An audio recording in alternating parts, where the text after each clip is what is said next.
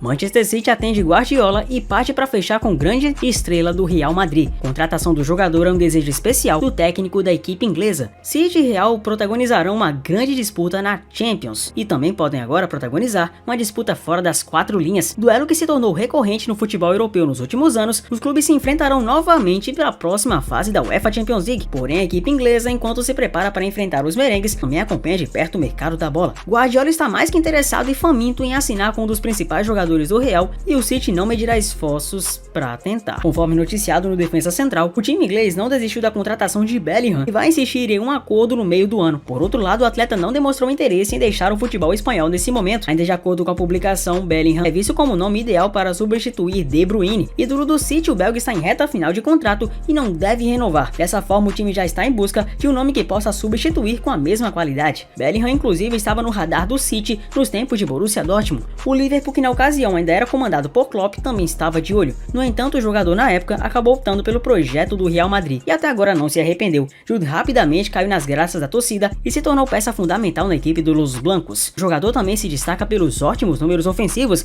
apesar de não ser atacante. Já são 73 jogos disputados com as cores do Real, com 33 gols marcados e 23 assistências fornecidas. Revelado pelo tradicional na Inglaterra Birmingham City, o Bellingham atuou pelo Borussia Dortmund durante 3 temporadas e no período o jovem inglês marcou 24 gols e distribuiu outras 24 assistências nas 132 partidas em que esteve em campo. Dessa forma, a tendência é de que o negócio com o City não evolua. E enquanto isso, De Bruyne segue com futuro indefinido. Alvo antigo de clubes da Arábia Saudita e da MLS, o meia também aparece no radar do Galatasaray, líder da Liga Turca. Mercado da bola mais que concluído com sucesso e eu agradeço por você ter chegado até aqui. Deixa o like, se inscreva no canal e vamos para o próximo vídeo que você sabe que não vai demorar. Valeu!